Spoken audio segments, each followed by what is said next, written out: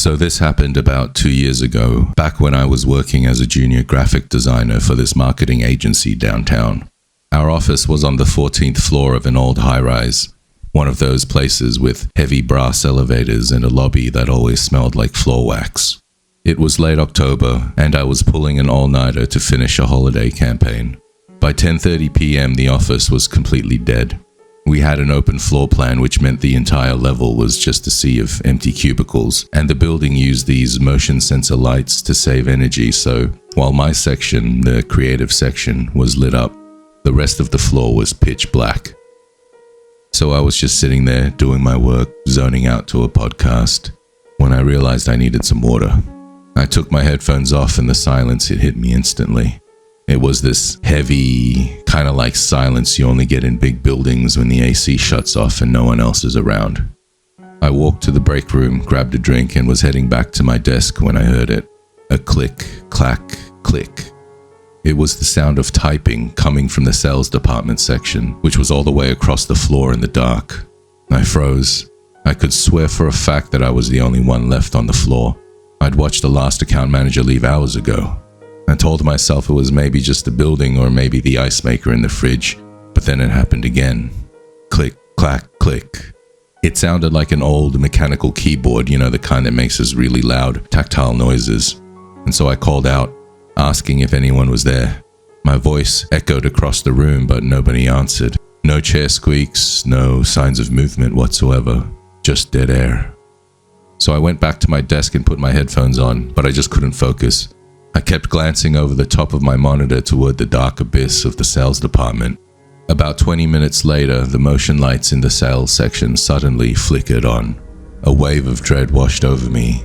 Those sensors needed a human-sized object moving across the room to trigger. I stared at the lit-up section, but it was empty. Just rows of grey cubicles. Then the typing started again, but this time, it was aggressive. Clack, clack, clack.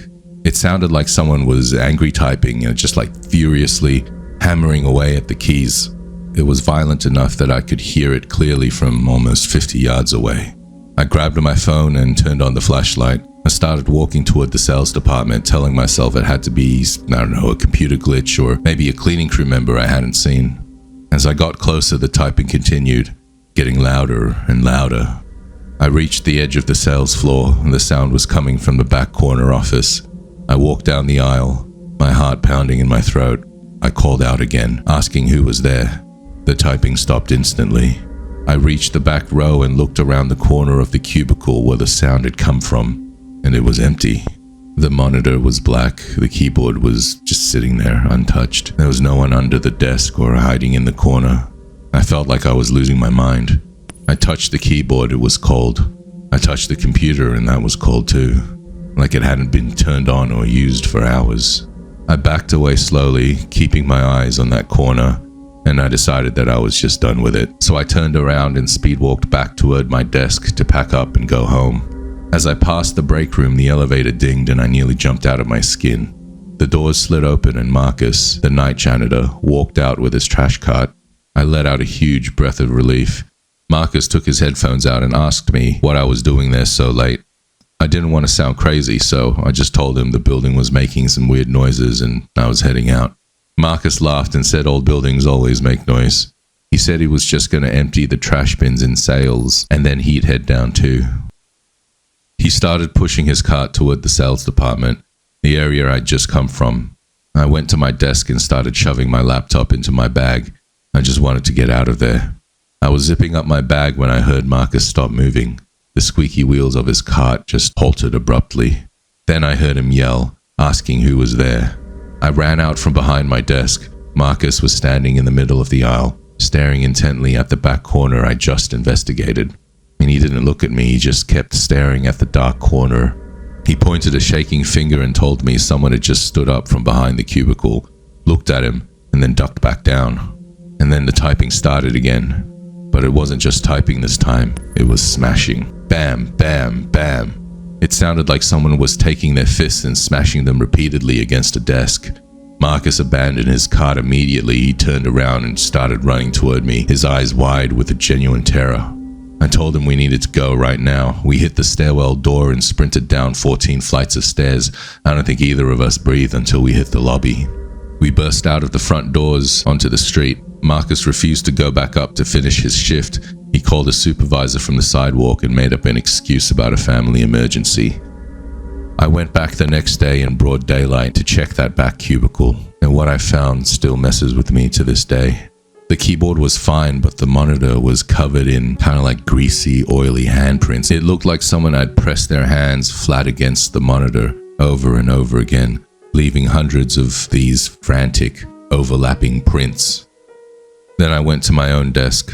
My ergonomic keyboard, which I'd left perfectly straight, was split in half. It was snapped right down the middle like someone had brought a sledgehammer down on it. The security logs showed that nobody had entered or exited the floor between the time we ran out and the time the first employee arrived the next morning. Whatever smashed my keyboard was locked in there with it all night. I quit about 2 months later because I just couldn't handle the anxiety of being there after dark anymore.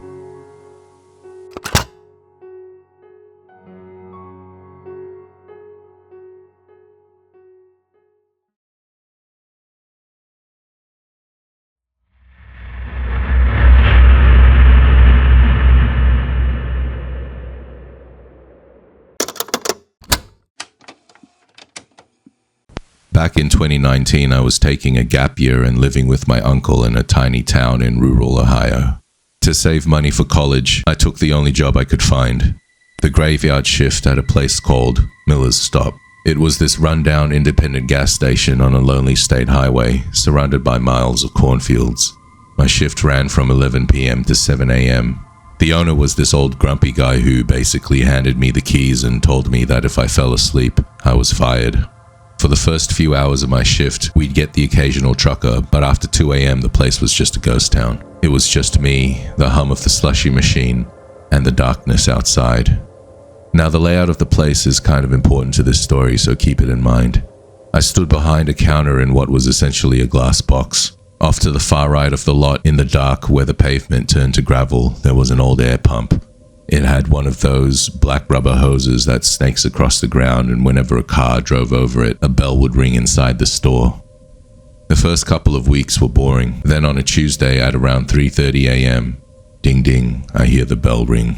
I looked up, expecting to see a car, but the lot was empty. The pumps were lit up by LEDs, but the air pump area was dark. 10 minutes later, the bell rang again. I looked up, still nothing. When I told the owner about this the next day, he waved it off.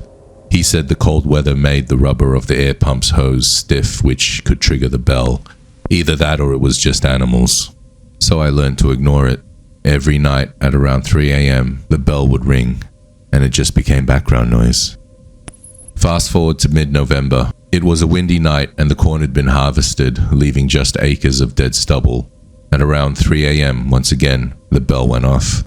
I didn't even look up from the receipt printer I was fixing, but then it went off again, almost immediately.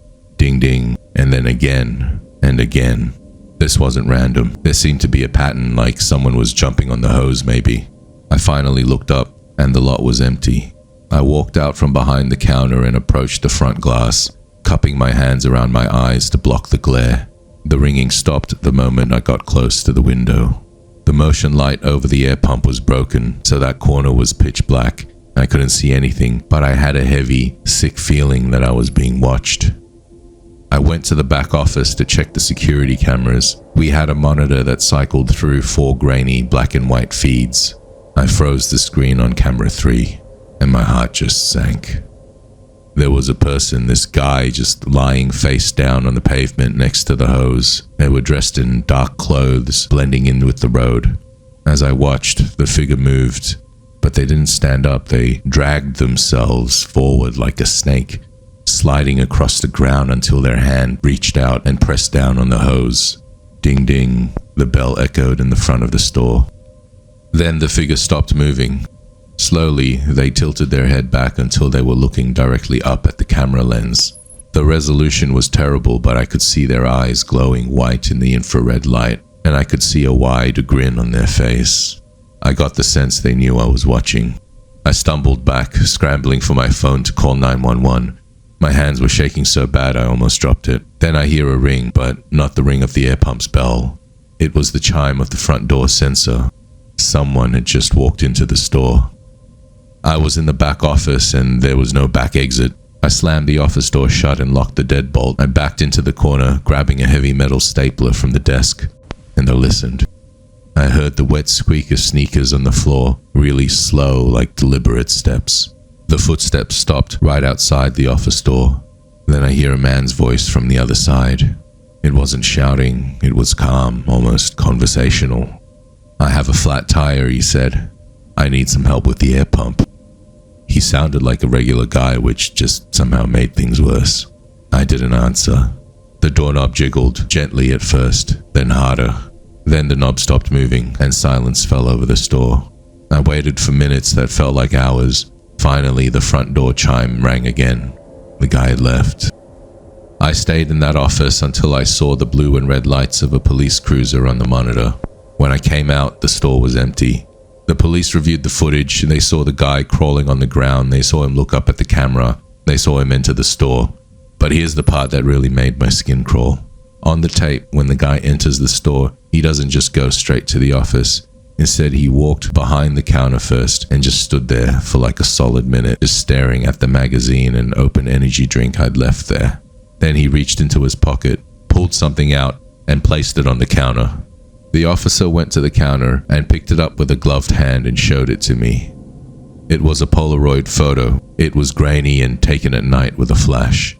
It showed the back of a house, zooming in on a lit window. Inside the window, you could clearly see a figure sitting at the desk, studying. It was me. The photo was of my bedroom window at my uncle's house. I quit my job and moved out that day and went back to my parents' place 3 states away. I don't work night shifts anymore.